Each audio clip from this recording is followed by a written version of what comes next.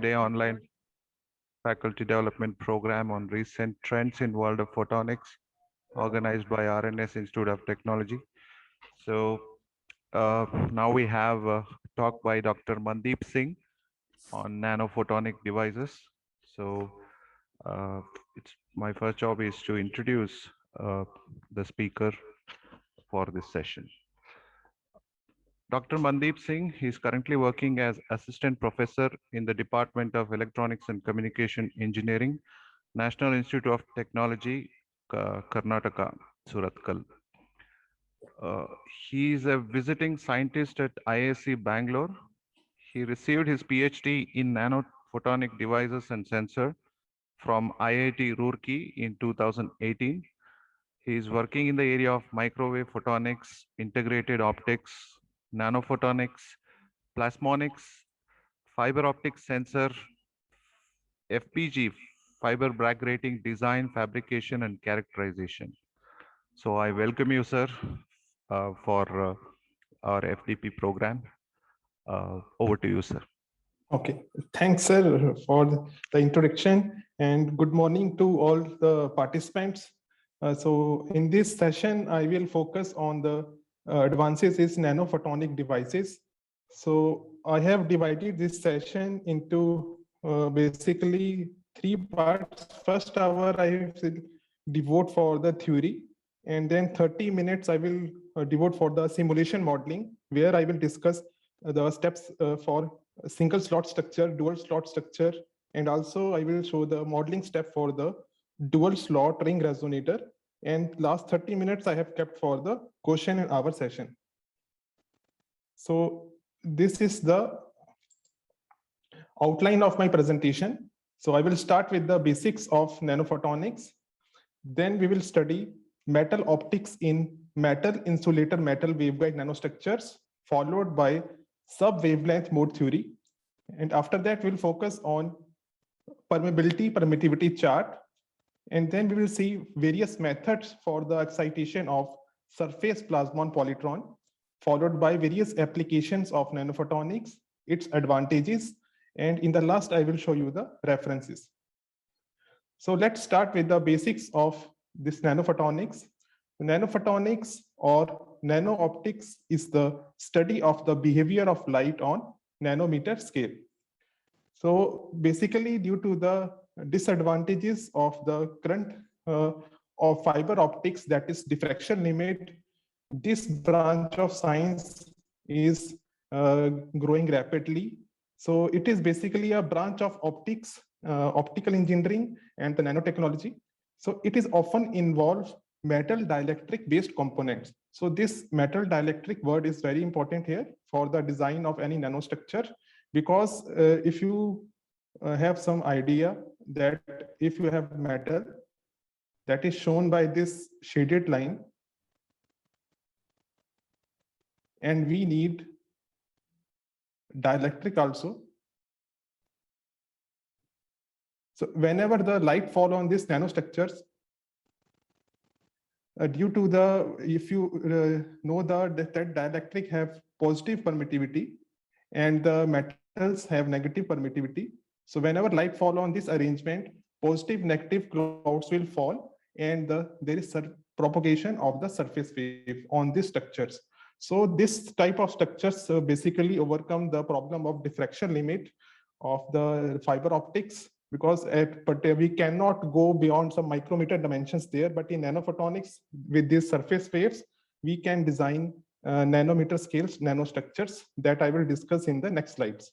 So therefore, this metal dielectric based components, which can be transport and focus light via surface plasmon polytron, or in short form, we will write it as SPP waves.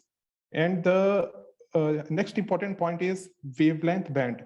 So depending upon the material used, it can be used for the UV, visible, and the infrared band applications. And that also see permittivity chart, that how to select the materials. So now let's study the few examples of nanophotonics in nature. The first simple example is nanophotonic in butterfly wings.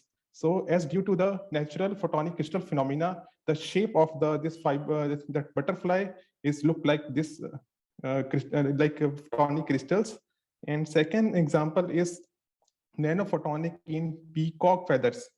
So due to the nanophotonic phenomena, the feathers can be treated as nanophotonic crystals, and its shapes is look like this in the presence of light. So now we will study the basics of nanophotonics, like how the SPP wave generation take place.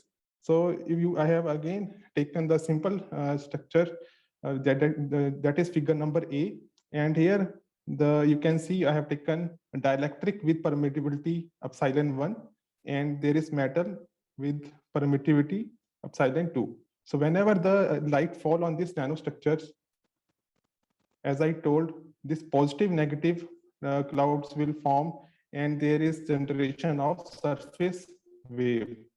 Okay, so in the x direction, the surface wave will propagate, and in the figure B, I have tried to show the intensity that you can see due to the skin depth in metals, the intensity of light in metal is lesser, and it decay exponentially in the both side. Fine. So we can say that with this nanophotonics, we can overcome the problem of diffraction limit. And this plasmonics actually combine the advantages of photonics with the electronics. So if we talk about the photons, which are massless as compared to the electrons, the speed of this nanophotonic devices are very high. And next is the surface plasmon is, as I told, is the oscillation of the electrons between the metal insulator interface. So metal optics in metal insulator metal waveguide structures. Now we will study the basic theory and how the dispersion relation can be derived for this type of nanostructures. So metals are lattice of positive ions that is surrounded by equal number of electrons. So free electron oscillations in 1D follow the following equation, that is m double derivative of x, here double dot means double derivative, and plus m times gamma time x equal to minus E times this is electric field, and here small e is the electrons. So you can see here that capital E is the external electric field, m is the mass, and gamma are the this collision frequency of the free electrons respectively.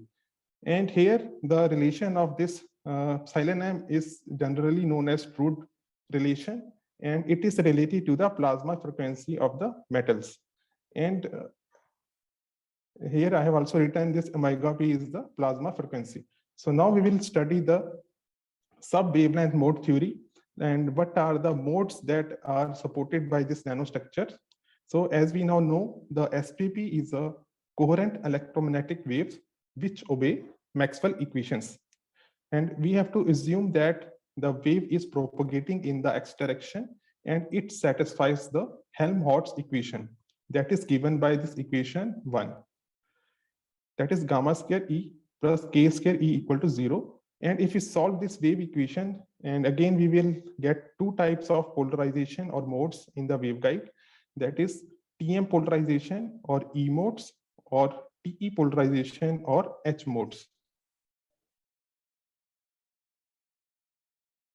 So now if we, as I told, if we solve this relation that we have seen omega p versus epsilon, that is this one. And we try to use MATLAB to plot this type of equations, then you will get the graph between omega versus real part of kx. Okay, because because I have taken the direction of propagation along the x axis. So you can see here the omega p is the plasma frequency, and here we have to draw the light line, that is the dash line. If you see here, that is the it is generally known as the light line, because if you take the parameters of the air in the like uniform conditions, and if we see, if you get this type of graph, then we have to divide the regions, that what are the bound modes that is the modes that are supported by the waveguide. Okay, for this epsilon m is must be less than the minus epsilon d, where epsilon d is the permittivity of the dielectric. Okay, and in this case you will get the kz value is real, and when you see the kx value is imaginary. Okay, so such region is known as bound mode region. That is the modes that are supported by the waveguide. After that, in above, we have the quasi-bound modes. Okay, for this type of region, the relation is that your permittivity is negative for the dielectric, and it is less than the metals, and it lies again in but less than the value is 0. So for that case, your kz will be imaginary and kx will be real. Okay, now this type of region is known as quasi-bound modes, and these are the like leaky modes in a waveguide. And next we have the radiative modes, and for that epsilon m must be greater than 0. And here we have kx and kz, both values are real. So from this type of dispersion relation are very important to see what are the cutoff frequency for the waveguide, and how many modes can be supported by a nanostructure. So now we will study the permittivity-permeability chart, and based on this chart, we can see what are the plasmonic materials that are used for designing the nanostructures. So if we define the permittivity in terms of simple word, permittivity is a measure of the electric polarizability of a dielectric. And if we define the permeability, that is mu, it is a measure of the magnetization that a material obtain in response to an applied magnetic field. So if you see, I have plotted here mu versus epsilon values, and in the first quadrant you can see lies the material like water, air, water crystals, okay, semiconductor, okay, and here you can see the red line, that is permeability value is nearly equal to 1. Okay, for this type of material. And in simulator also, whenever it is asked for permeability, this permeability, that is mu, we generally put value of 1. Okay, and permittivity, that is epsilon, vary depending upon the materials. So for the metals, we have negative permittivity, so it fall in the second quadrant. Okay, and similarly for the metamaterials that are the like negative index material, that fall in the third quadrant. And next type of is fourth quadrant materials are there where both values are negative, and that is known as evanescent waves. Okay, and that is used for magnetic plasma applications.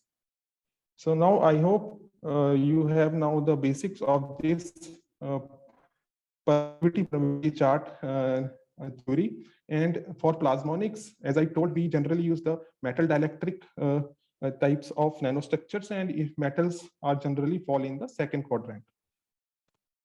So now we will study the various methods that are used for the excitation of the SPP waves. So in general, we have 3 types of methods. First is the photogeometry. Okay, so here what we do, we take the metal, then we deposit the thin film of dielectric. You can see here the black line is the dielectric, and gap is maintained in the because we have to use the prism for the excitation. You can see here that the light is falling at an angle of θ1. So after in the reflection from the prism, there is you can see gap, and then the dielectric and the metal. So here again the surface wave will propagate in the top of the metal dielectric. Fine. So this is the first way of excitation of the SPP. Second is that instead of, because you can see there is air gap and there are losses of or more. So to overcome the losses, so we try to directly place the prism on the metal, and instead of deposition of the dielectric on the top, we will deposit the metal layer, dielectric layer below. Here you can see now this dielectric is at the below of the metal.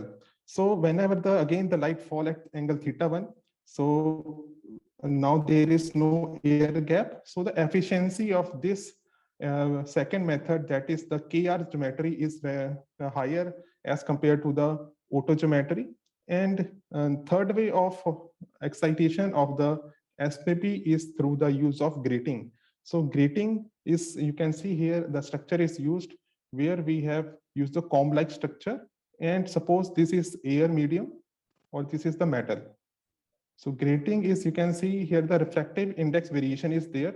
So that is, suppose this is N1 and then second N2, again N1, N2. So this type of variation of refractive index can be created for the generation of surface plasmon polytrons. And I have shown one example of the how to excite this SPP on for the nanoparticles. You can see here we have some nanoparticles that are placed in a straight line with some distance equally. So here you can use, we have used the taper geometry for the excitation of the SPP on this starting point of this first nanoparticle. So for that we have to follow the light should be fall on this grating that is created here. And when the light is fall, then as per the Bragg relation,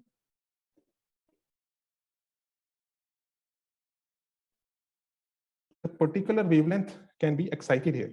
Okay, so you can see here, and the last, again, the coupling of the SPP from one nanoparticle to next nanoparticle will take place, and the transmission can be done in this simple way. So in the nanoscale dimensions. So these are the three methods for the excitation of the surface plasmon polytrons. So now the basic devices now we will focus on, and for the device we need some waveguide for the designing of nanostructures. So here in this talk I will basically talk about hybrid plasmonic waveguides, which are generally a slot structure. Okay, so I hope you have already know the basics of simple rectangular waveguide.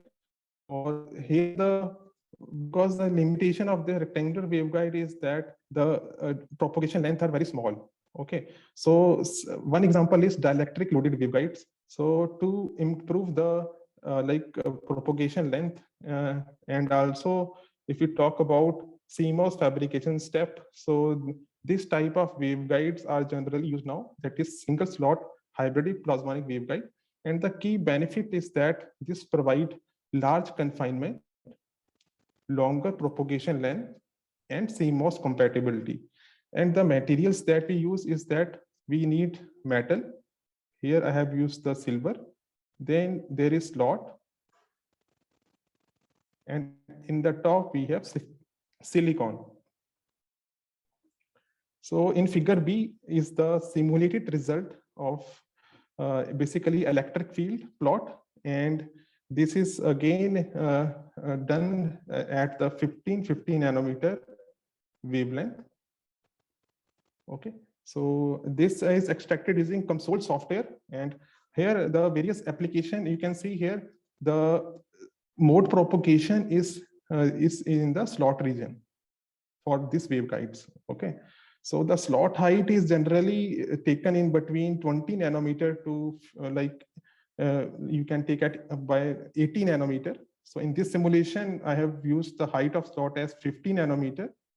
Okay, the height of silicon is taken as 60 nanometer, or it can be taken to 220 nanometer till 220 nanometer. Okay, that is the height of silicon nanowire. And I have taken here width of 200 nanometers. Okay, top is the air medium. So you can see here the modes, that is the hybrid modes, are propagating in the slot region.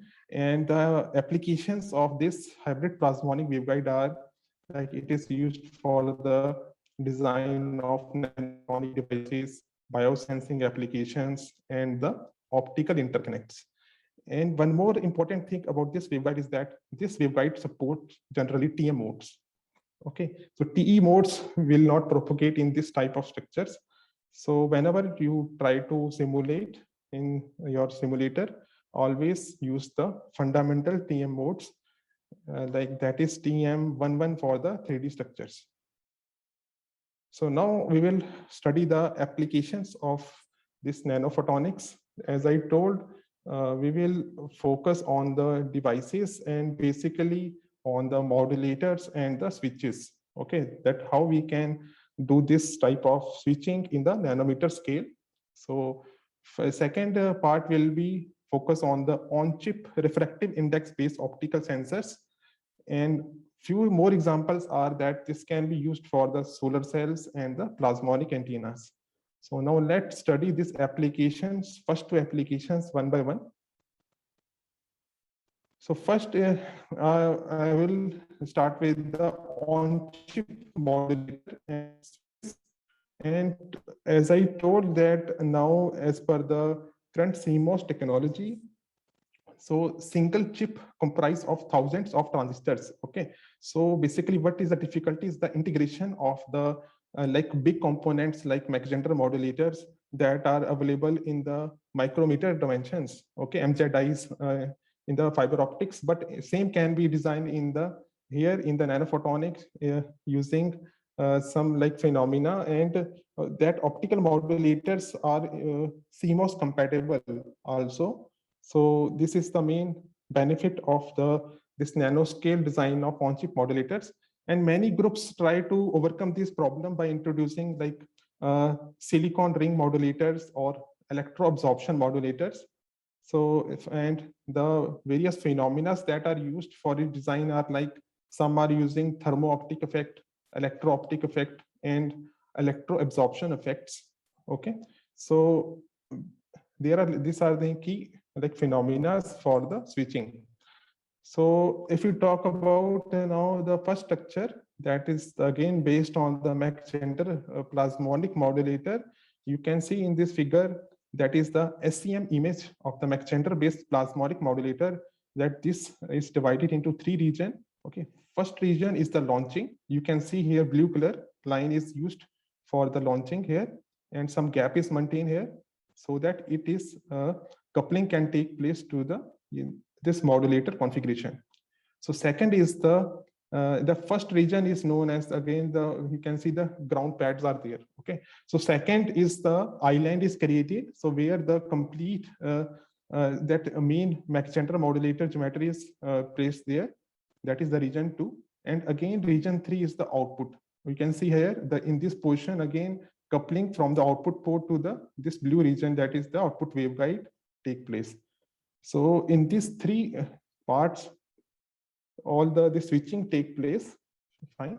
So this modulator, as I told, first section is the laser light is converted into SPP. Fine. Second region is the SPP propagate along two arms of the Mach Zehnder based modulator using the slot waveguide. And lastly, transformation of SPP into amplitude modulation take place. That is in the third section. Right? So now here I have shown how the experimental like setup can be done for this type of modulators. So as I told here, laser is set at 1534 nanometer. Okay, so again, this is the Mach Zehnder modulator arrangement, and then we need the amplifier so that we can overcome the losses. And in the last, we have the coherent receiver. Okay, so here I have written the few values for the like losses, that insertion loss, that is minus 14.5 dB from both sides. And this overall loss of this is minus 8 dB. Okay, so you can see here the various, again, we can measure the like transmission efficiency through the eye diagrams. Okay, so for the case of your data that is at 54 megabytes per second, bit error rate is nearly like 7.3 into 10 raised to power minus 5. Okay, so if we further increase the data rate, so bit error rate is nearly 3 into 10 raised to power minus 3. Okay, so through the eye diagrams, we can analyze the transmission. Okay, so because as there is distortion in the eye portions, so you can see there is a lot of distortion in the first case as compared to the second case. So we can analyze such a design through the eye diagrams and also through the constellation diagrams. okay, where we have the like data as zeros or ones in the form of information. Okay, so this high speed of operation at 72 gigabytes per second can be achieved through this type of nanoscale plasmonic modulators. Okay, so now second work is the vertical hybrid plasmonic waveguide structure. So that is reported in the IEEE Photonic Technology Letter in 2018. So here we have taken basically a slot structure. Okay, you can see here again the metal silver is used, then slot, and then above there is the silicon. That is the yellow portion. Here the switching is done by the VO2. That is the phase change material is used, vanadium dioxide. That is shown by the red color portion. So here we try to form the grating structure. You can see here we have used the period P between the two fins, because here the thickness of VO2 is very small. So we have given the name fins here. And again, the thickness of the fin is taken as Q. So you can see here the once we grating is prepared. So that is grating means basically it will reflect particular wavelength we base upon the Bragg relation. So first I will try to show the on and off response of the electric field through this figure B and C. You can see here red portion is the on state and blue portion is the off state of the electric field. Okay, similarly, if you this is the y axis, means when you take the cut vertically. Okay, so if you take the cut in the slot region in the horizontal direction, that is x dash direction. So the shape of the field is like this, figure number C.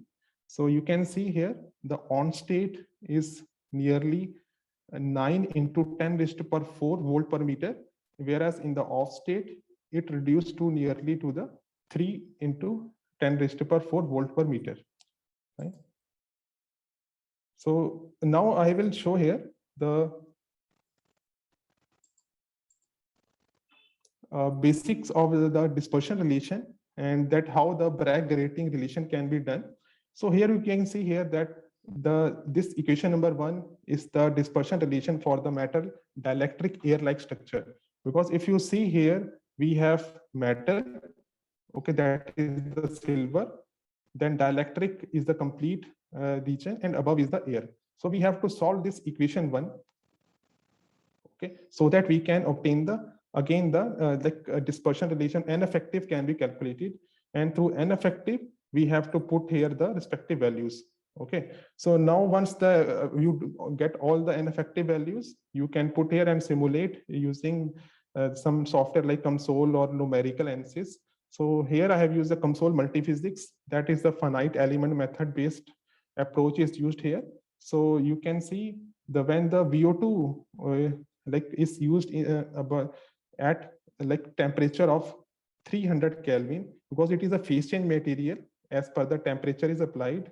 So below the critical temperature of 340 Kelvin, okay, so it act as a dielectric. Okay, so means transmission can be done here. And above the 340 Kelvin, there is the VO2 behave as metal, and like it stop the propagation of the modes. Okay, so then we will get the off state. So this is the working principle of this phase change material. So you can see here in the figure A, that is the top view of the structure is there. P1 is the input, P2 is the output. Okay, when you apply the fundamental TM mode, so the transmission is there. So means when VO2 fins are in the insulator. Okay, so this is the, you can see figure B is the taken the vertical cut near the output. Fine. So here you can see the transmission is in the slot region. And when the VO2 is in the metal state, that is when the temperature is above 340 Kelvin, that is 355 Kelvin is used here for the simulation setup. So you can see here the feeding of the modes, because it will start act as metals. Okay, there is no transmission of the modes, and you will get the off state in the slot. So this is the main idea behind VO2 switching. So we have calculated the next is the confinement factor. That is how much power is traveling in the slot region by using this relation. Okay, so that is shown in the figure number B. Okay, that the portion we have both like simulated versus model, because model means we have solved the Maxwell equations. So we'll try to see, so there is matching in the result at the slot height of nearly 35 nanometer. So we have used this constant 35 nanometer in our simulations. And as per the Bragg relation, as I told, you can see the transmission efficiency also. So if there is no fin, F means F equal to 0. So this is simply a simple waveguide. Okay, so there is no reflection you can see here. Okay, so when you put the fin as per the Bragg relation, that is fin equal to 2, fin equal to 3. So there is like grating phenomena will come into picture, because that portion will become grating structure as I shown in this diagram, figure A.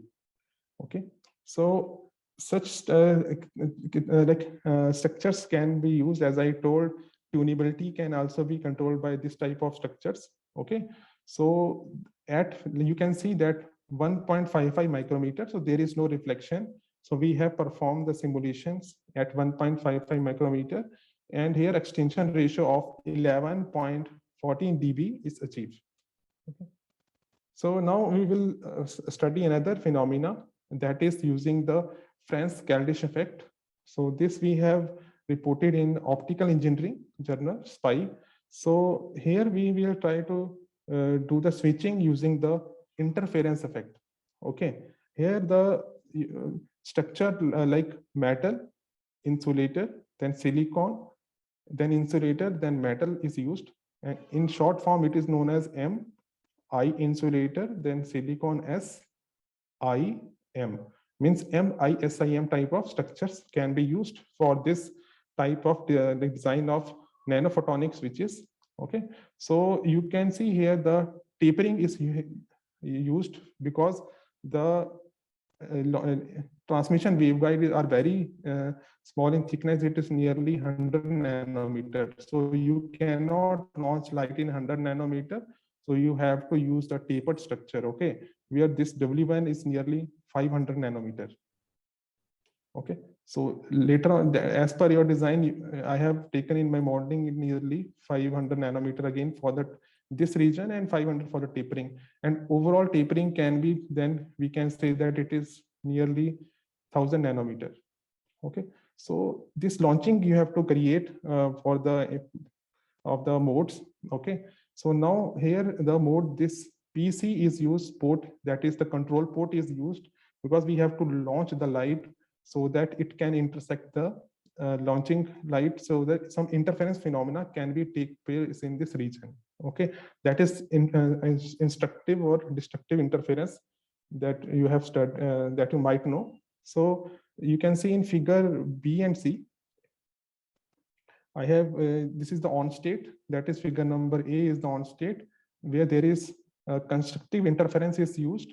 And if you use the destructive interference, so there is feeding of the modes, you can see. So this is the off state. Okay, so that same thing I have mentioned here in the points. In the off state control signal port, that is PC, we have to maintain a 180 phase difference with the input. Okay, or the odd multiple of 180 degree with the input. So this setting can be possible in simulator, where you can adjust the launching angle. Okay, so we have to, then total phase can be calculated again by this relation, that is n pi n silicon by lambda L2 minus L1. So if you see L2 is your complete length, and L1 is the length from the control port. Okay, so these two values you have to put, and if it is the odd multiple, then destructive interference will take place. Fine, and there is the off switching can be obtained. And if you are using the like even multiple, then constructive interference will take place. Then you will get the on state, that is figure number A. Okay, so this again, so we can say that switching can be achieved. And same thing here, I have shown the frequency response, where I have obtained the S21 in dB, that is the transmission of this switch. Okay, so if you take the odd multiple of pi you can see, and that is the on state here. If you see this peak, okay, and when you take the odd multiples, there is transmission is reducing. Okay, means you are obtaining some extinction ratio or in the off states. And again, I have studied the effect of length, increasing the effect of length. So if you start increasing the length, you can, there are losses are there and transmission is reducing. You can see that in simple on state, you have the more transmission. As you increase the length effect, again, the your peak is going down, fine. So these are the various like geometrical variation of the switch that can be done. So at like wavelength of 1.52 micrometer, this switch shows extinction ratio of 3.079 dB. Okay. So now the two switches I have shown you, and here we can see the advantage of these switches or like nanophotonic devices is that we have nanoscale footprint. Okay, smaller components can be designed in the nanoscale, and photon electron process in nanoscale can be done. So therefore, we can say that the faster processing speed can be achieved by this on-chip components. So third is that nanoscale confinement of optical radiation and electromagnetic field can be done. So means we are enhancing the light matter interaction through this type of nanostructure. And also due to small size and losses also, so we can say that the optical energy consumptions are reducing here in this type of technology. Okay, so these are few advantages. So now in the next section, we will focus on the sensors, like how the nanophotonic sensing can be done. And again, I will focus on the like plasmonic slot structures. Okay, now we have the basics that if the mode will propagate in the slot region. So same waveguides can be used for designing the sensing phenomena. So here what we do, so hybrid plasmonic slot waveguide based sensors are favored over the metal insulator metal waveguides and the fiber optic sensors. Okay, like the sometime because FPG design on the like fiber is generally done in the micrometer range. Okay, so if you want to write in the waveguide, so in nanometer scale using various lithography techniques, we can obtain the sensor in the nanoscale. So second point is hybrid plasmonic slot waveguide sensors are CMOS compatible, and also it is compact in size and possesses higher sensitivity, more field confinement in the low index region, and they have possessed the higher quality factors or the Q factors. Now if we talk about the biochemical sensing, it is estimated by the by the refractive index variation. Okay, such type of sensors are known as refractive index sensors. Okay, so which are estimated by the change in the refractive index with respect to the change in the operating wavelength.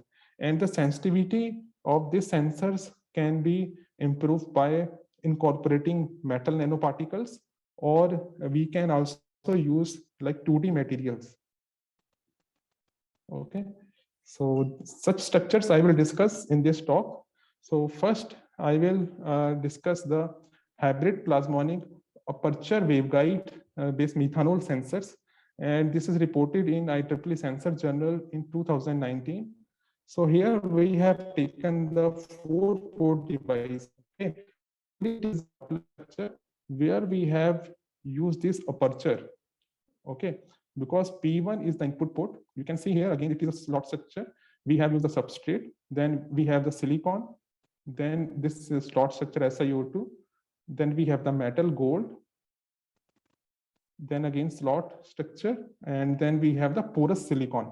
So whenever the like any harmful alcohol like interact with the top porous silicon waveguide, then there is condensation phenomena will take place. Okay, that is the your drops of like alcohol fall in the slot region. Okay, and you can see here we have the coupler type of structure with 4 ports. Okay, so if P1 is the input port, P2 is your output, Then P3 is a through coupled port. Okay, so you can see here coupling of the light can be take place through this aperture also, and here the nanoparticles are placed here. You can see here to improve the sensitivity.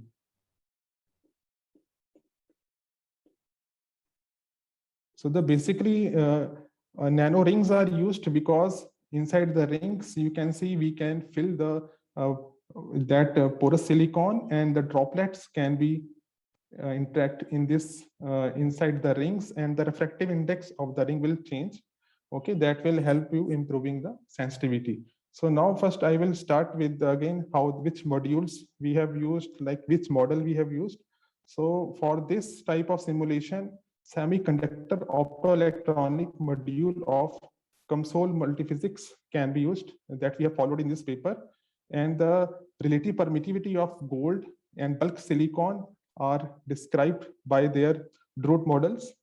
Okay, because the permittivity depend upon the frequency, and for all the materials we have to follow the metals Drude model. And for the like an effective calculation, we have used the Lorentz model, okay, to calculate the effective index of porous silicon. Okay, so because n effective is related to porosity here with this relation, you can see, because we can vary the porosity of the silicon. So if you solve this Lorentz model, because you know the values, so we can plot the n effective versus porosity plot. N effective versus porosity means where we can vary the porosity from 0 to 100%. Okay, so you can see here these are the simulation result, okay, of COMSOL multiphysics. So first is the like E field response for the like sensor without any nano rings, and there is no nanoparticles are used. And figure B is the transmission in the presence of nanoparticles. So in the when you place the nanoparticle, so there is phenomena of LSPR. Okay, that is localized surface plasmon resonance will take place, and there is, you can see with the nanoparticle LSPR, like SPP wave will generated across this nanorings.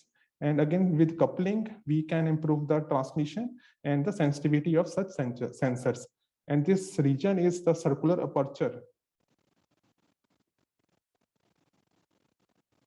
Okay, so this is basically a slice cut that is taken, and this is the top view of the sensor, and that is taken across your slot number 2, where we have port P4 and P3. Okay, so now if you talk about the transmission, and you can see the S parameters, again we have extracted like S21, S31, S41, as the coupling power is S31. Okay, that is the blue color portion you can see. So without any no rings are used when no nanoparticles. So the coupling is very small. You can see here blue color line. So if you see the figure D, that is with the nanoparticles, the coupling is improving. Okay, so you can see here both S21 and S31 is improving with the nanoparticle placements in the slot region. So such type of like mechanism can be used to design the nanosensors, because it is a lossy structure. So you have to improve the efficiency by using nanoparticles, or in some case, some are using 2D materials, okay, like graphene oxide, okay, black phosphorus, etc. So with the gold nanorings, there is improvement of 7.6 dB, okay, in the coupling, that is S31.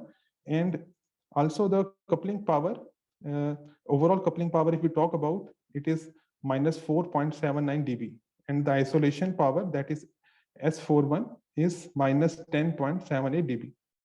Okay, so here the methanol simulations are shown. That is when the porosity here we will try to vary. As I told, you have to use the Lorentz model, where we can use this plot N effective versus porosity, okay, to change the N effective, Okay, so if you change the porosity like 20%, 25, 45%, so this is the variation. You can see with the increase in porosity, so there is reduction in the transmission because pores will come into picture and the effective electric field start decaying. Okay, so this is the figure number A is the like methanol transmissions, and it you can see here that the porosity is playing like a crucial role in the design of sensor. But the one thing is that if you increase the porosity, so we can get some better like sensitivity only. You can see here that the in table that is was placed here, you can see with the increase in porosity like 20, 25, 45%. So the porosity 20% is giving 77.95%. Okay, and that can be calculated shift in the wavelength divided by shift in the refractive change in the refractive index. So that shift in the wavelength can be obtained from this figure. That is, if you see this figure number A, so transmission in presence of air is shown by red color, and transmission in the methanol is in the blue color. Okay, so you can see when you change the materials surrounding, then there is shift in the peak. Okay, so you can calculate this delta lambda, and also there is variation in the air and methanol refractive index that you can put and calculate the sensitivity. Okay, with 20% porosity, it is 77.95 nanometer per RIU. And if we another parameter that is given by sensitivity divided by the full width half maximum. So when you put it is 17.51 per RIU. Okay, so next figure B's are for the different porosity. So for different porosity, you can use and do the calculations. And so this is the main technique of calculating the sensitivity and the figure of merit of any like such sensor. So another sensor is the refractive index sensor, a biosensor, that is DNA hybridization is done here.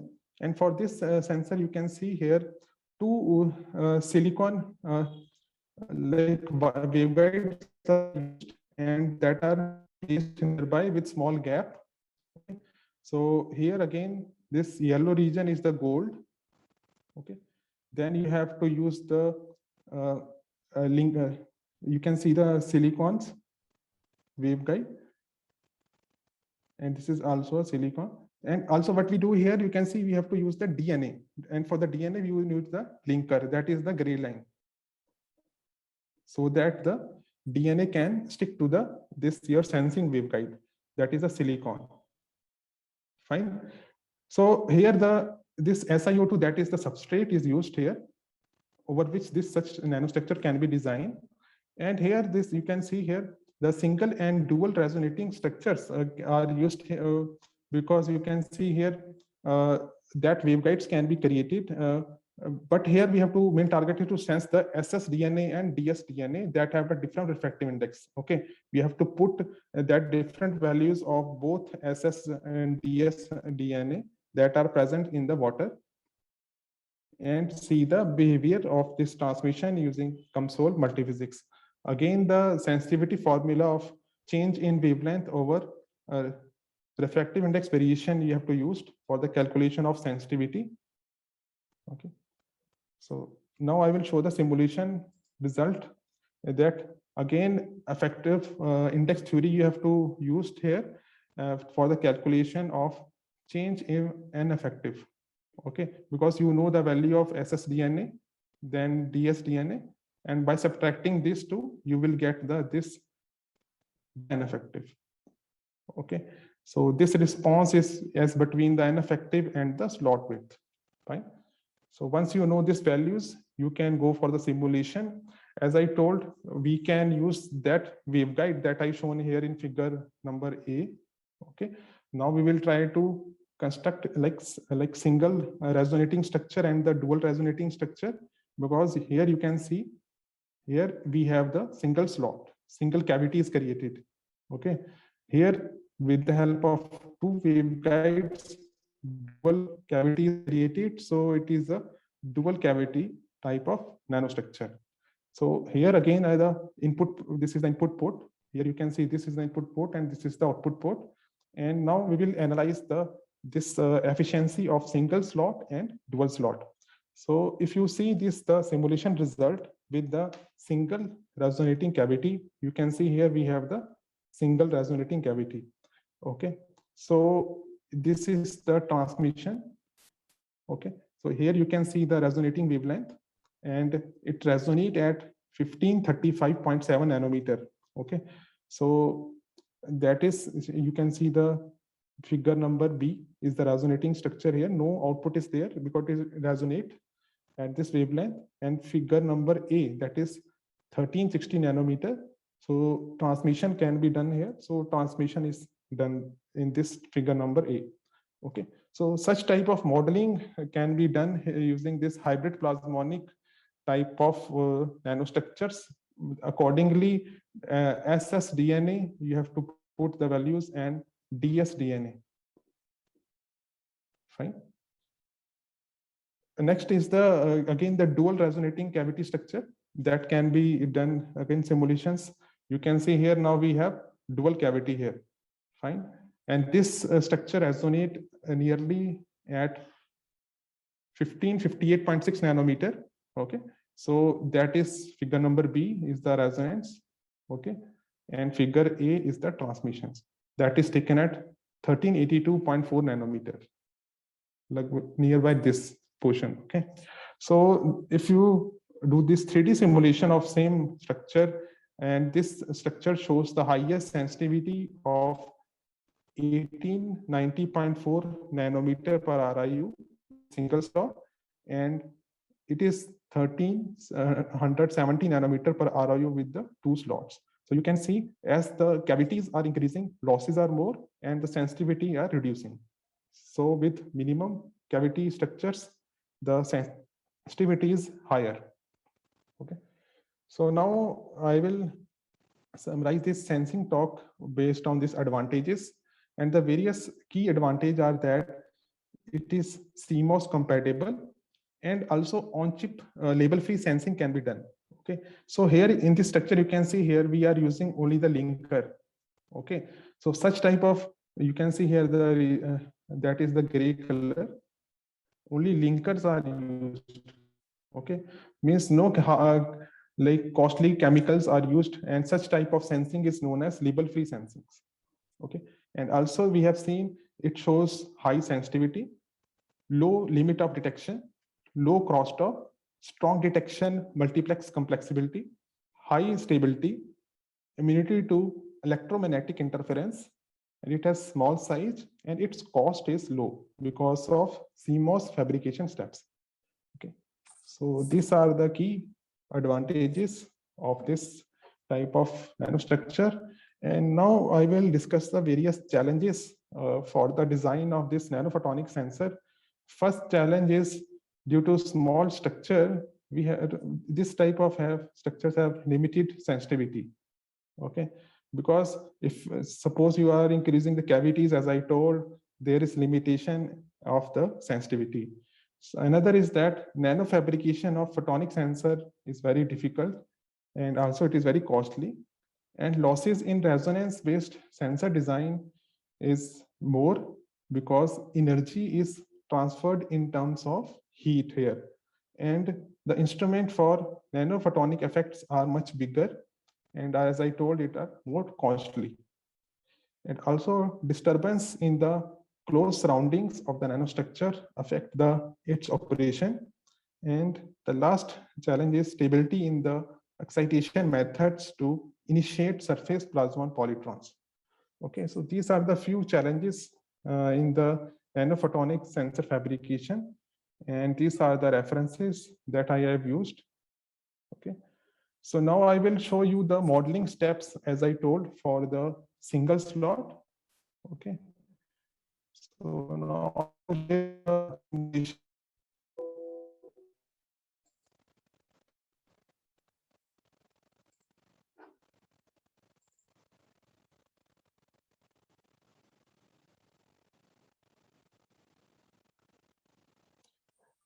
So now I will show the modeling using COMSOL multiphysics, that how such structures can be designed. And later on, you will get head-on experience that how such sensing or like an optical device can be simulated here.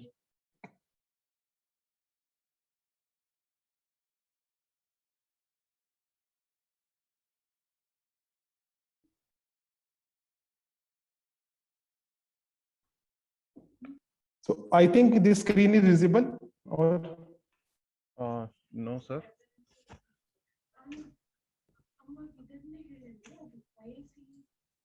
wait. Mute.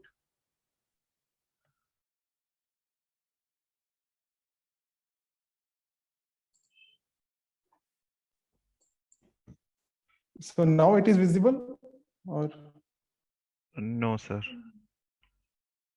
Sir, I think you should stop sharing this screen and then go to that video. You're going to show some. Now we are able to see, sir. Yeah. okay? And now I have opened the COMSOL software. So here I will start with first a new file, how to choose the model. Okay, so first we have to go to the model wizard. Okay, and there are two options when you open this COMSOL software. So first option is you can directly go to the blank model. Okay, then you have to do all settings, so it is very time consuming. Okay, so if you go for a model wizard, so it is step-by-step procedure. Okay, so you can see when you click on the model wizard, then you have a lot of option to design 3D, okay, 2D anti-symmetric structures, 2D. Okay, so basically I am on laptop, so it is better to use 2D simulation. So okay, so once you click on the 2D simulation, then we have to select the various physics. Okay, so in COMSOL we have AC/DC, okay, so physics, acoustic, depending upon your application, you have to go. So basically for this type of structure, go for the radio frequency model. Okay, or as I told, sometimes you have to go for the semiconductor optoelectronic, okay, frequency domain. Studies can be also done here if you are using like lot of semiconductor. Okay, so basically I am designing simple waveguide. So RF model I am using, okay, frequency domain. Then you have to add this model, and then after that you can see here all the fields are automatic coming on the right side of review physics interface. Okay, so next you have to go for the study, and after that, depending upon your application, you can see now we have various study. Okay, first is the frequency domain or general studies we do, eigenvalue, and all description will come here. Okay, based on, you can like beginners can use this for understanding with examples they have shown here. Okay, so generally frequency domains are used to extract the S parameters. Okay, that in simple words that I want to told. And second is the preset studies. Okay, where the mode analysis can be used here to find the mode in a waveguide. Okay, in like lot of papers they are showing symmetric, anti-symmetric modes, okay, that are possible, and effective value calculations, okay, that can be done through this boundary mode analysis. Okay, so depending upon this study, you have to select it, and then it will then your design window will open. Okay, so I have already have like pre-designed model, so I'm showing you this because it will save time. Okay, so once you do all settings, that this window will open.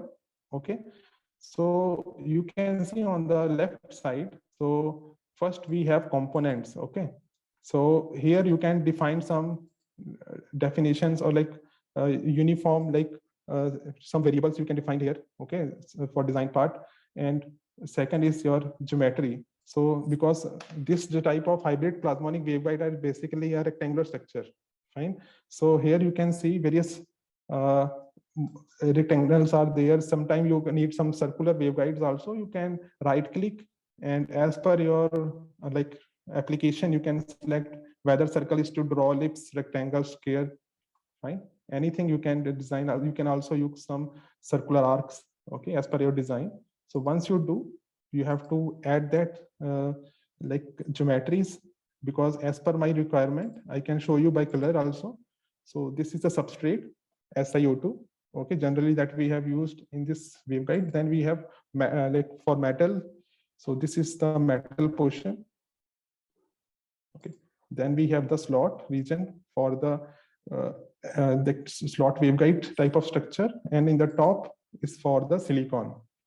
Okay, so this dimensions we have added, and as I told, it is a nanometer scale, so you have to select unit length in nanometers. Okay, and rest are settings, let it be remain same.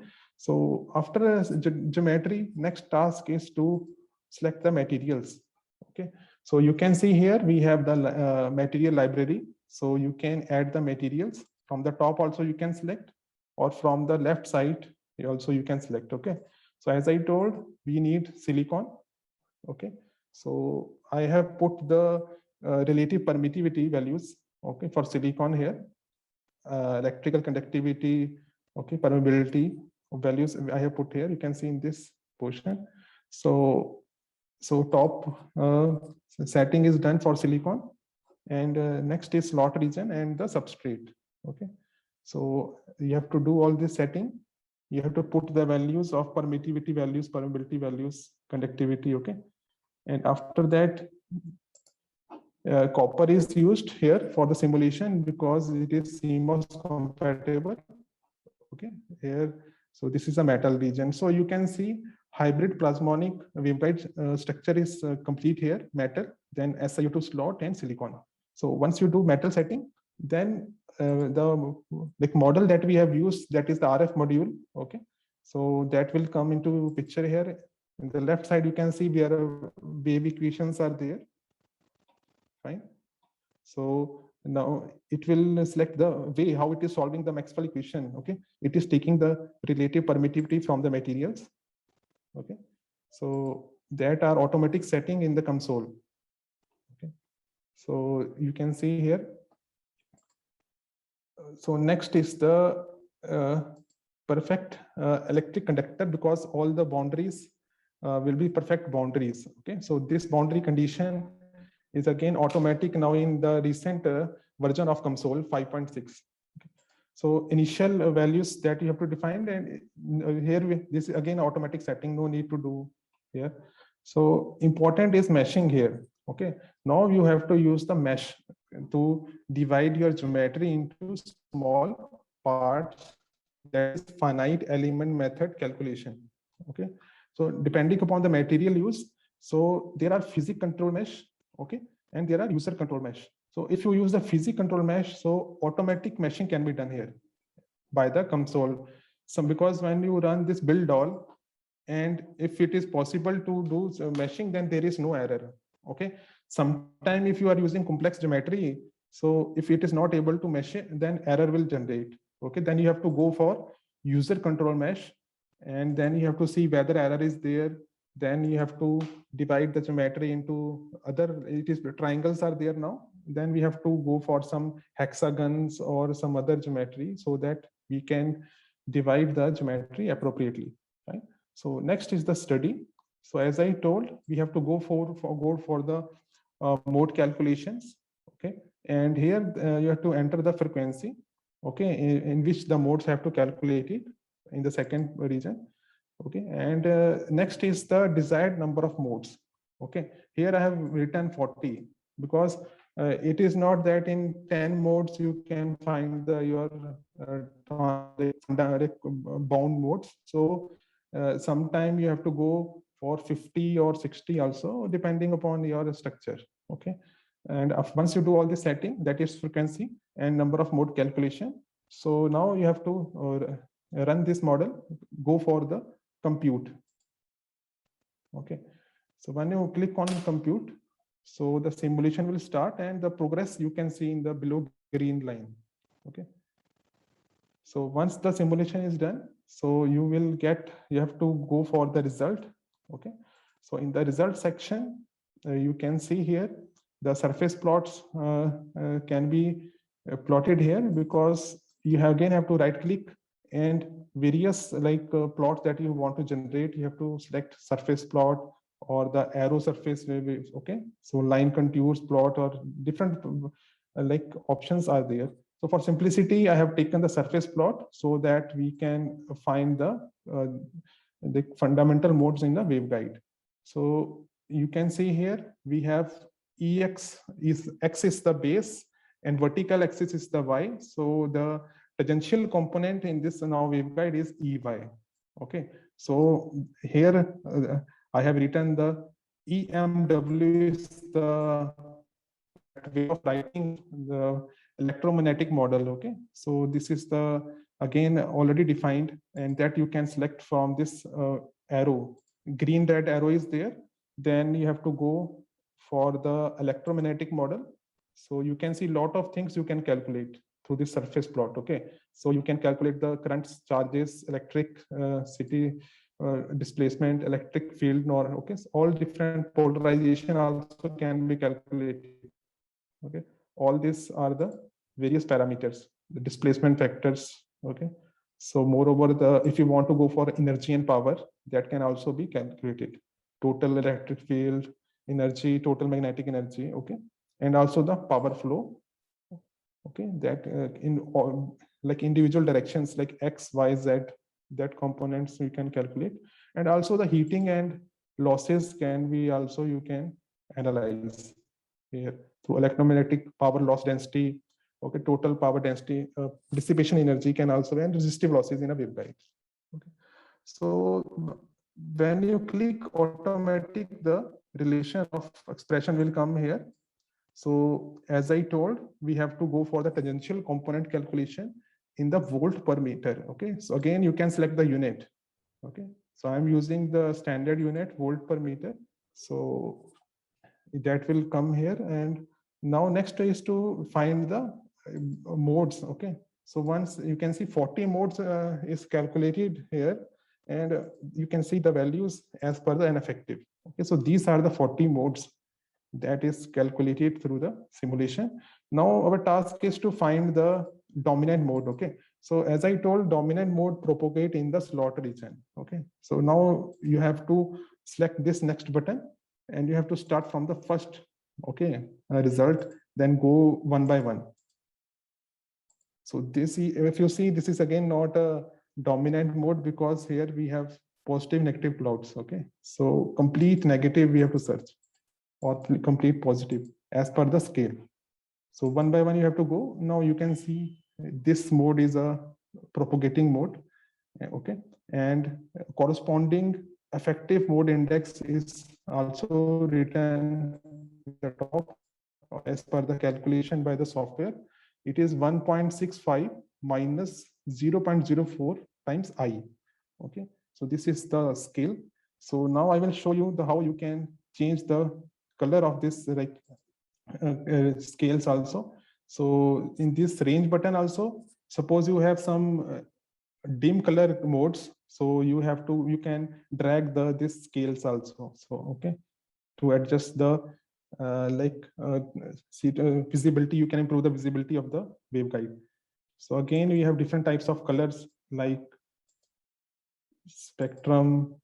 Okay, so it will change thermal type of colors. So as per your interest, you can select any scale and color. Okay, so a lot of options are there in console. So generally rainbow color is reported in the paper.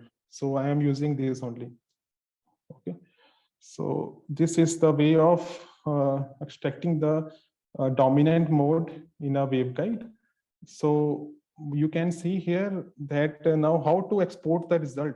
So there is one image snapshot in the top of the this surface electric field word. You can see here image snapshot. So you can click, you can have to select the dimensions, okay, as per your paper that you have where you want to paste, and also the format JPG, PNG. Okay, then you have to write the name of the file and save in the desktop. So this is the way of exporting the result. So now I am telling you, this is the surface plot. Now we will study how to draw the your line graph, because I have shown sometime the line plot of the field. So for that, you have to first draw the cut lines, okay, where you want to extract your electric field. Okay, so that option is there in the live line graph. You have to define the cut lines. When you click on the define cut lines, then it will come automatic as per your like specification. Okay, so I'm extracting on the vertical cut EY field as I told. So now we already know that surface plot is giving the result at 1.6546. That correspondingly and effective we have to search now in the line plot. So this one, then click on the plot. So you can see here. So this is the substrate region. That is the, if you see the y-axis coordinate is below. Okay, so this is the substrate. Then metal portion will come. That is nearly 100 nanometer. Then slot region where the modes are maximum, and then the silicon region in which it is decaying. Okay, so such type of study you can do using COMSOL. So this is for the single slot. So now I am showing you for the double slot. Because in double slot you can study symmetric and anti-symmetric modes. Okay, so let it open and then I will discuss.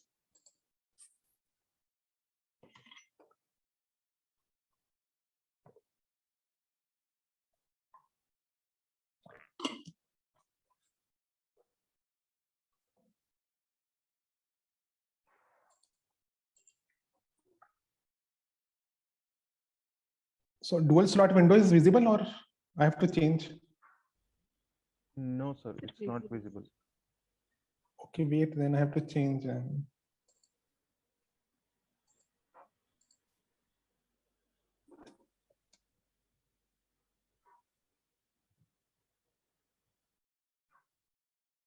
So now visible or? Yes, sir. It's visible. Double slot. Okay, okay, fine. So now we will study the double slot simulations. Fine. So again, now I hope you have now the basics that you have to open the like 2D models. Okay, you have to select the RF module. So let's start from geometry. Okay, again you have to select the nanometer scale here, length. Fine. So now dual slot means above silicon, till this silicon it is fine. So here I have used one more slot. And with through colors we will see. So this is your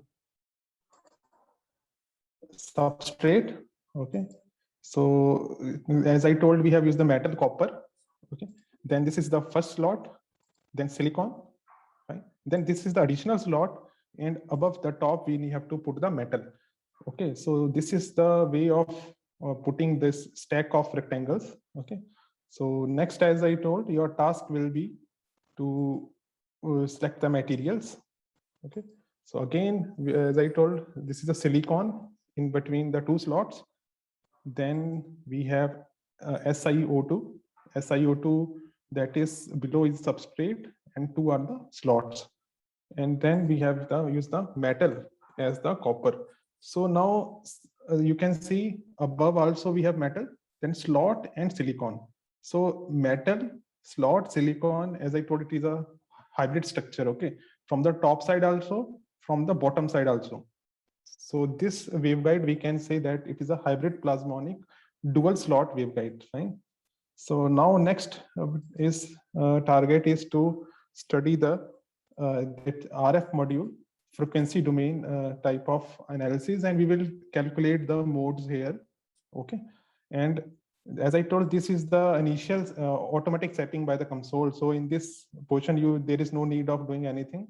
The important is meshing. Okay, so as I told, it is a simple again rectangle circles. So there is no error because it is very simple structure. So where you have to click on the build all and physics control automatic mesh. Okay, so automatic meshing is done by the COMSOL.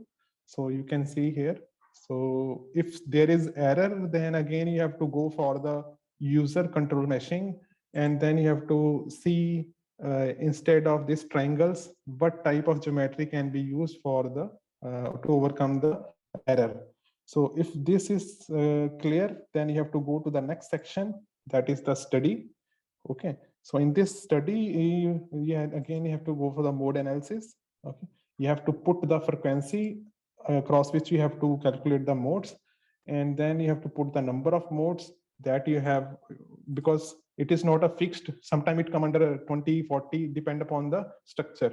Okay, so I have roughly put here 40, and you can see here it is solving this electromagnetic wave frequency domain module. Fine. So when this setting is done, then you have to click on the compute button. Okay. So then the simulation will start.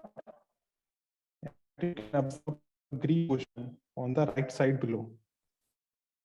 Okay.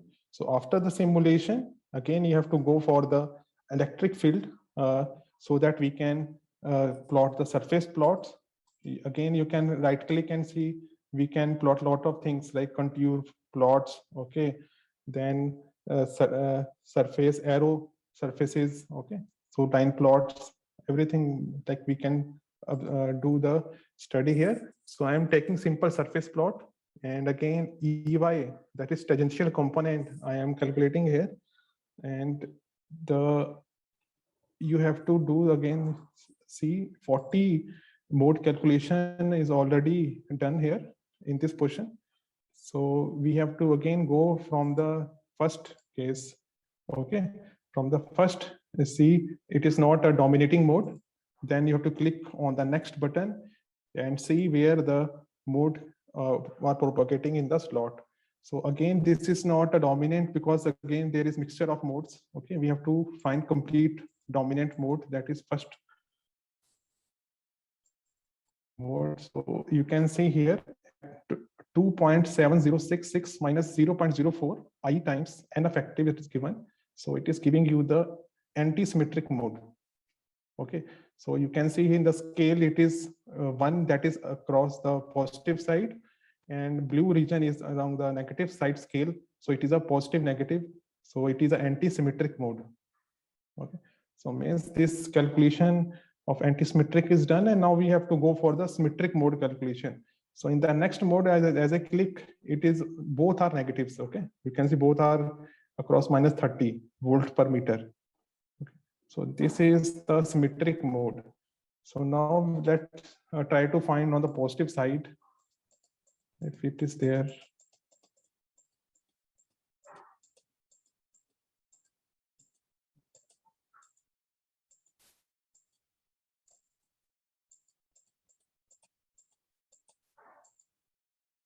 I think on the negative side till 40 it is showing. So you have to increase the number of mode to 80 or okay. So it is fine at 60. Once we have seen that in the negative side it is showing. So this is the anti-symmetric and this is the symmetric mode, okay, for this waveguide.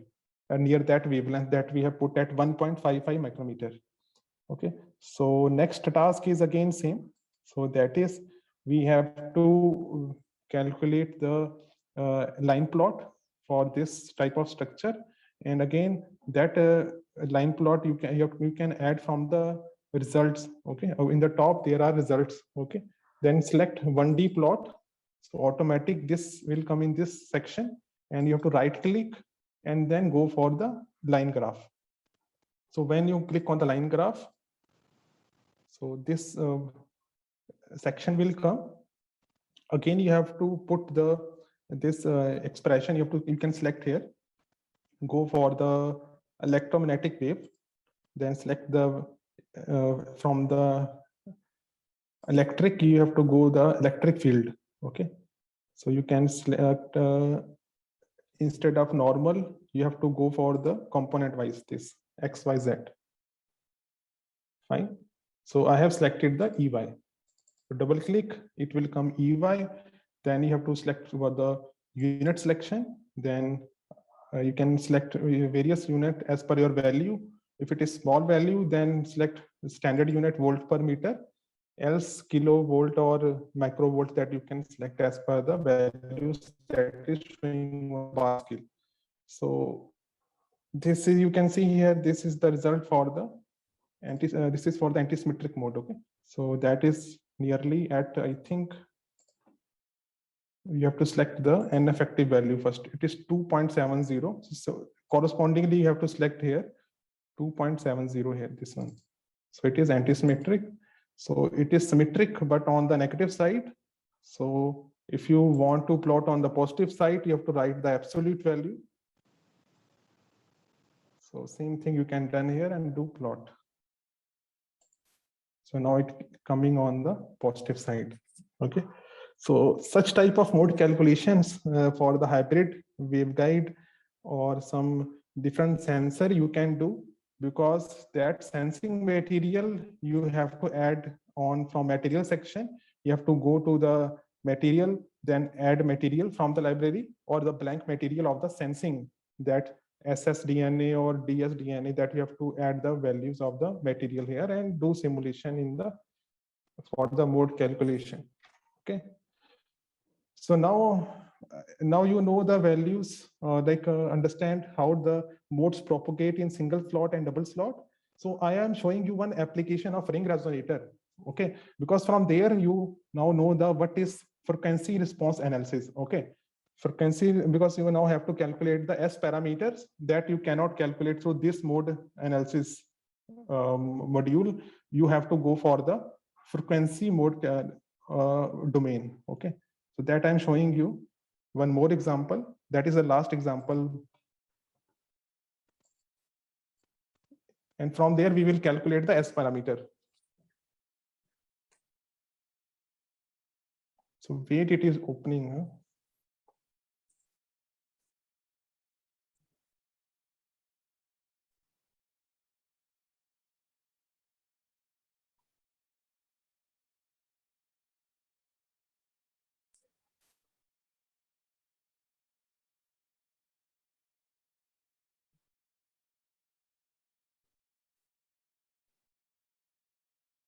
Sir, participants have asked a couple of questions. If you can answer. We will answer one by one after this talk. I have saved that questions. Huh? Oh, okay, okay. Sure. We will answer in question hour sensor session. We will do. Yeah, okay, fine.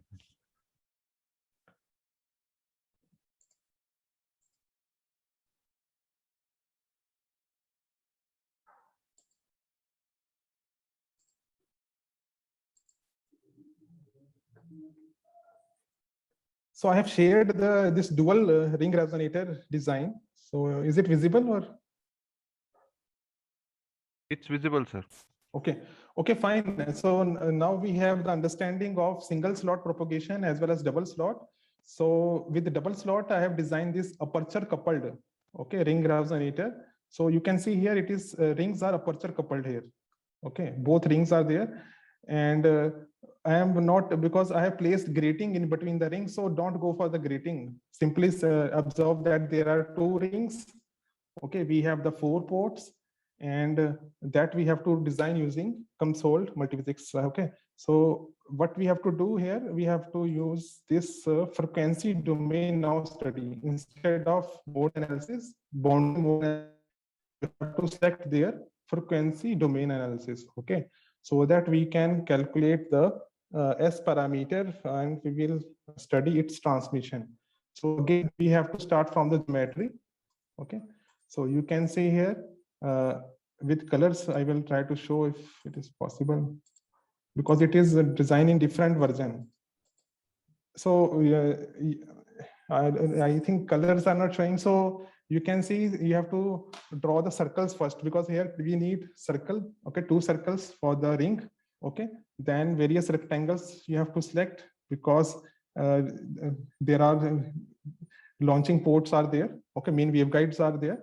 So for this, again, this design is taken in nanometers dimensions. Okay, so based upon the radius of the ring is nearly 1 micrometer. Okay, so based upon this, you have to design this base waveguide, bus waveguide, and also, as I told, tapering structure you have to create to launch the modes, because the ring waveguide is thinner as compared to the launch waveguide. Okay, so once you do this design part, so next you have to select the materials. Okay, so first is you can see this, it is a SiO2 slots. Okay, so it is visible, it is a dual slot case. Okay, So this blue region is the slots. Okay. So this now copper is metal structure because as I told you need the copper, metal, then there is slot, then silicon, and again slot, then metal, so that plasmonic structure can be created. Okay. So this is the silicon in between the slots. So once you select these materials, okay, so here because I have used the silicon, so silicon semiconductor module I have to used here, and we have to define the like indirect optical transition of the silicon. Okay, because it is an indirect material silicon. So here you have to add this feature, that is indirect optical transition for the silicon. So rest will automatically, other material will, it will not affect the simulation, only it will affect the silicon portion. Okay. So after that, next portion is the semiconductor wave. Okay. The models that we have used. And for, I have defined the wave equations for each individual materials. Like for silicon wave equations, you have to define individual metal wise, where you have to define the Drude model of the materials. Because here you can see it is different Drude model. Okay, that you can select here. Whether you want to give direct value, that is you have to select the refractive index, but for the frequency domain analysis, you have to select the Drude-Lorentz model, dispersion model, because it is a wavelength dependent. You can see here, it is omega is coming. So because here we have to calculate the transmission over the some band, for example, 1.5 micrometer to 1.6 micrometer. So through this Drude model, you can do such simulation because your refractive index or permittivity is not constant, it is frequency dependent. So that for each material, you have to add these models. Okay. For copper, for example, I have taken this because for different, you will have different omega p, okay, oscillator strength, resonance frequency, damping values. Okay. So as per Drude model, it will do the simulations. So after that, we have meshing. So you can see here, depending upon the materials, this is the matching structure is done. Now here you can see here, I have used the user control mesh because there are a lot of errors are there. Then I have defined different meshing, right? So sometime triangular, you can see here, triangular is there. Then I have somewhere I have used different size. Okay. So you have to do meshing, and if there is no error, then you have to go for the frequency domain. So this portion is very important here. You have to define the value of the frequency, okay, where it will start, where it will stop, step size, and where it will stop the simulation. Okay, so as per this values of frequency, and your Drude model in the RF module will execute, and you will get the modes in a waveguide. So here you can see, I will show you, because this simulation is already simulated. So I am showing you the result. And also one more thing is the port definition. Okay, so I will try to tell you here, you have to define the ports, because you can see here, this is the port 1. So the red color region is shown as input port.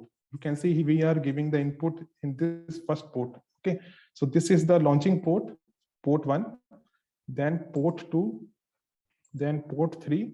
So you can see there are 2 rings are there. So the output, the coupling will take place through this ring, and your output will come in the third port, that is in this red portion. Okay, because coupling will take place through this ring when the input is there. Then from this ring to this ring, coupling is there. Then output will be through this third port. And fourth port is the isolation port. You can see here, the arrow is output side. So this is the now new feature of COMSOL. Through arrow, you can see whether it is output port or the input port. Okay, you can see first port is the input, and rest are all are in the output side. Okay, and that output must be, you have to off the excitation of the wave.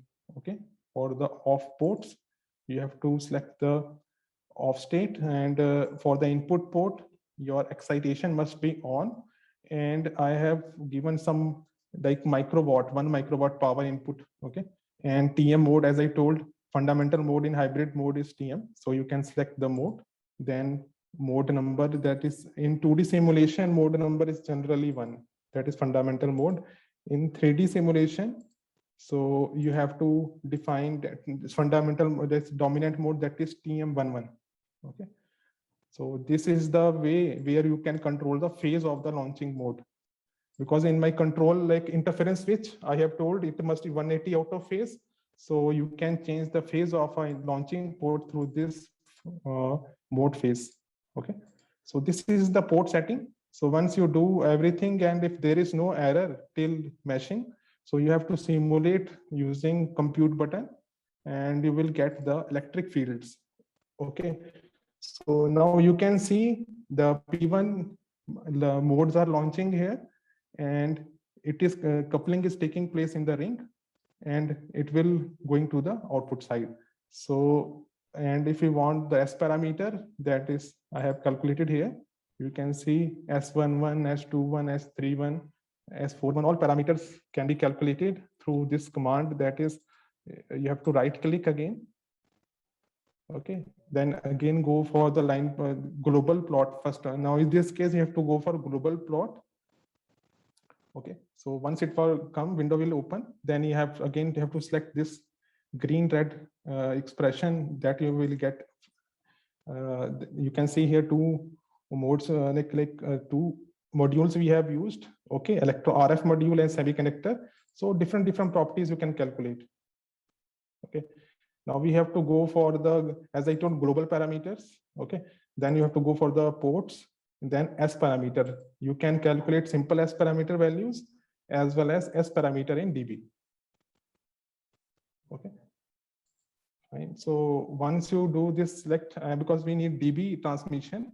So you can see for the S31, that is the red color graph, is the ring resonator output. Okay, so now if you want to see, this is the in percentage. If you want to calculate this value in percentage, S31 only transmission of this ring resonator, for that you have to take the absolute value of S31. You have to state. Okay, you can see here, I am not taking dB value. You have to take the simple without dB. You have to scale it and then multiply it by 100. Okay, then you will get the transmission.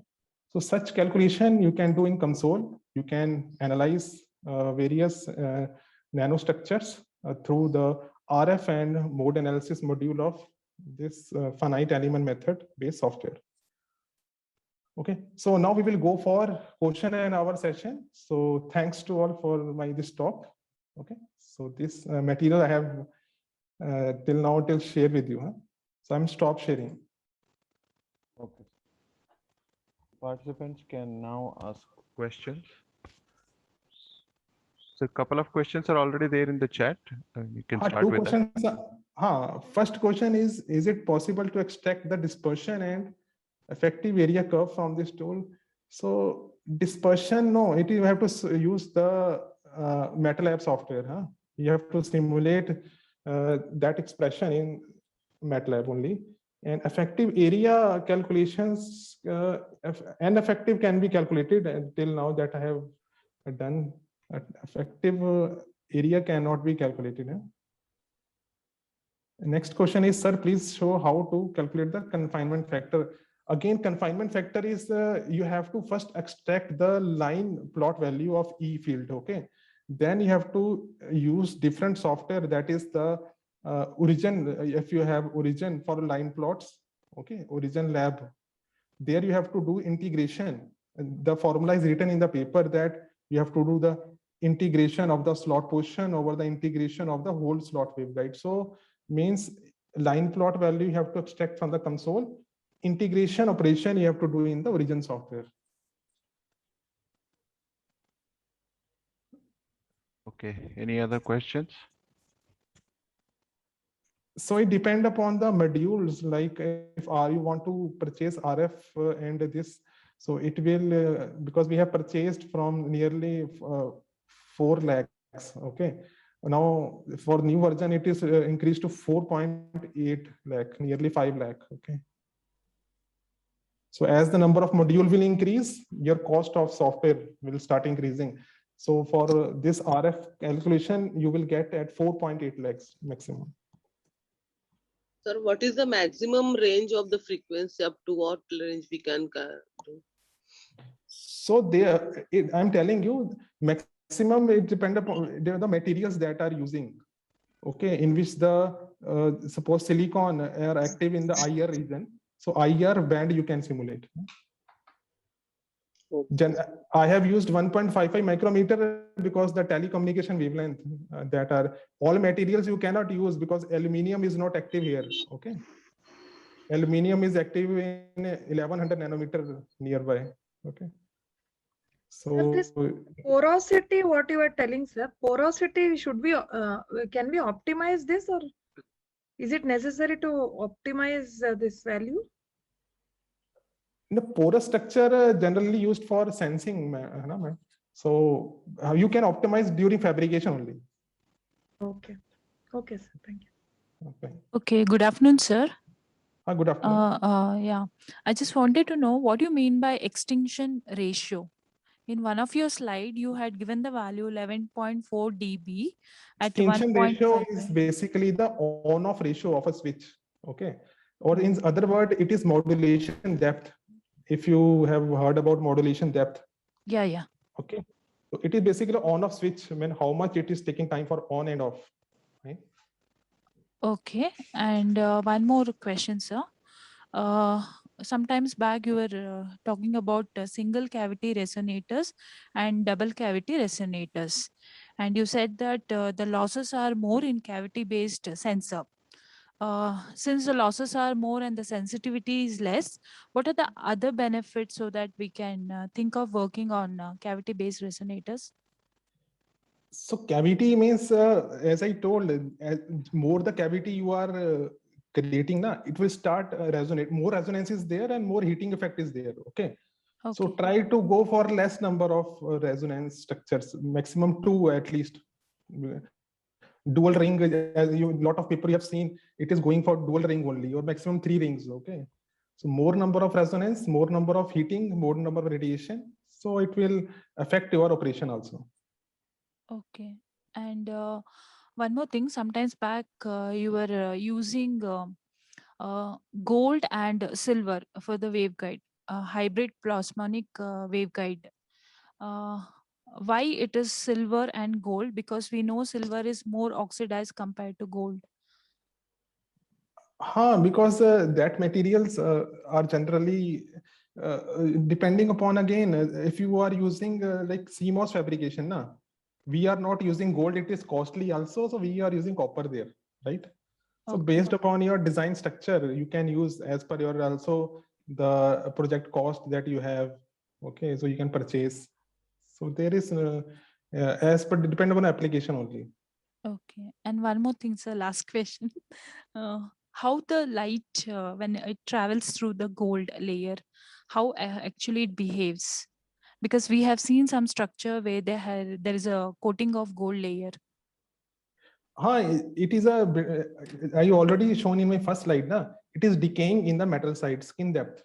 Okay. Okay, so same effect as other metals. Same. Exponentially, it will decay in the metal side.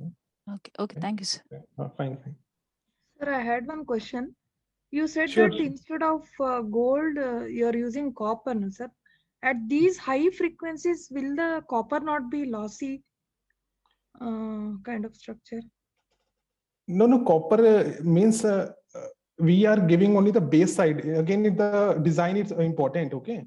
We are creating the stack over the copper only. Right? So we are, because some portion is now going in the silicon region, so it is overcoming some losses.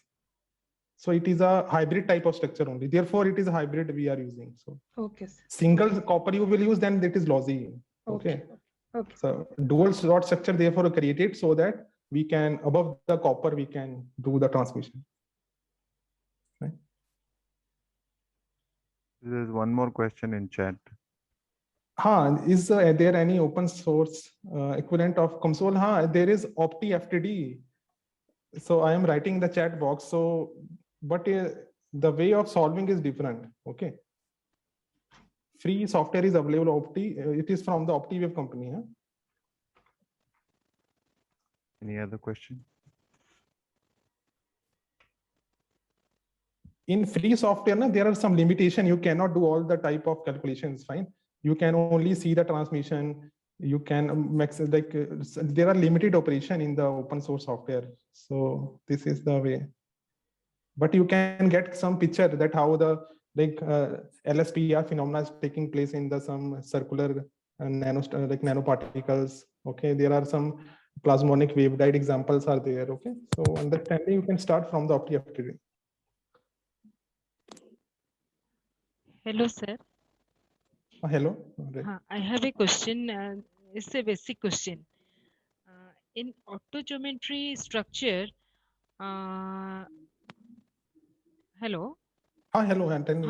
In optogeometry structure, so there is a prism and a metal. In between prism and metal, there is a gap.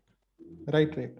So how SP surface polariton will be excited from prism structure? Gap is very small, ma'am. Means it is in the nanoscales dimensions. So it is like some light from the prism, like through the coupling only. I'm telling you, it is again some light portion go to the top of the dielectric. Very thin layer, means very thin layer you have to create. So this is the disadvantage I already told. Okay. Sir, so next, what is the thickness?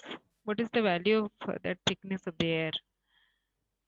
Thickness, suppose you are using the dielectric generally, as I told, it is 50 nanometer. So that gap you have to maintain from 5 nanometer to 10 nanometer. But it is lossy again, the efficiency is very lossy. Therefore, KR geometry, as I already told, second option is there. Okay. And third is the grating. If you want to need more efficiency, then gratings are nowadays only gratings are used maximum. Okay, sir. Another question I have. In hybrid plasmonic waveguide, TM mode is there. There is no TE mode. Yes. What is the reason for that? Only because the polarization effects, ma'am. E field, because as per the TM, okay, so there is no electric field in the direction of propagation. So that due to that multi-layer structure, so this is some limitation that only TM is excited here. For understanding, you can simulate through this like single slot, double slot. It is, I have also tried and verified, and it is giving transmission only for the TM mode. Due to the multi-layered stack structure, it is not giving the polarization for the TE modes. Still, how do we confirm that? So in TM mode, there is only transverse magnetic field. There is no transverse electric field. So how do we confirm that? Only because in some paper, there is one very good paper, theoretical analysis of hybrid plasmonic waveguide, you can write, ma'am. So there they have solved all these field values, and they have also shown that is we have followed also in my group also. So you can see all theories are available. And as I told you you can write, it is a theoretical analysis of hybrid plasmonic waveguide. It is published in IEEE Journal of Selected Topic in Quantum Electronics. Okay. So there they have shown that due to the multi-stack structures, the polarization of for the TE mode is not realized, and only TM mode are supported by this type of hybrid structures. Right? So can we do some optimization in this COMSOL software? Optimization, yes, ma'am. By studying geometrical effects, okay. And also you can implement through some different, but you have to now use the Python software where algorithm optimization algorithm, and then you have to link through the console. Okay. Sir, can we discuss later? I am working in the optical fiber optimization. So, okay. But I'm not working on optimizations. Only on devices, sensors means only that, na. I have less information on this optimization. Okay, sir. No problem. Okay. Thank you. Fine. Sir, one more question. For in this, the skin effect or proximity effect, this effect can be calculated using this? Yes, ma'am. I showed you the RF module. So there are various losses, resistive losses, and all the skin effect values you can plot through line plot. Oh, means it will give the values in terms of H and E, or we have to calculate them. It will calculate, ma'am, as per the formula. Or also there is one more benefit of the software is you can put your own equation. Okay, so any parameter you want to calculate, put in the expression. There is a block is there. It will calculate for that particular region. But you have to take the cut properly. Okay, from which region you want to calculate the skin effect. Okay. Okay. Thank you, sir. Okay. Mandeep sir, if you can switch on your camera. Now you're on the system? No, ma'am. Actually, on mobile, I have. Okay, sir. No Can the problem. participants switch on your videos, please? We'll take a screenshot.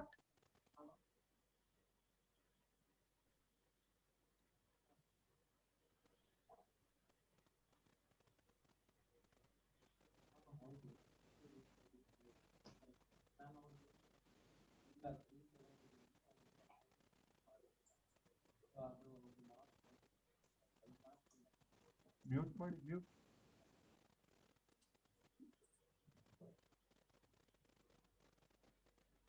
Okay, I would like to thank Dr. Mandeep Singh for sharing his experience, knowledge, and extensive work he has carried out in the field of nanophotonics. I'm also very thankful to him for giving a detailed demonstration on how to build and simulate nanophotonic devices and analyze them. Thank you very much, sir, for being part of our FTP program. Thanks, sir. Thanks to all your organizing team and to the participants for their useful questions. Also, I got a lot of ideas from their views. Okay, thanks to all. Thanks a lot, sir. Thanks. Thanks, ma'am. Thanks to all. Yeah. Okay, session 6 will start at 2:30. All the participants are requested to join at 2:30. Before leaving, they have to fill the Google form for attendance, and also please give feedback. So we request you to join at 2:30. Thank you.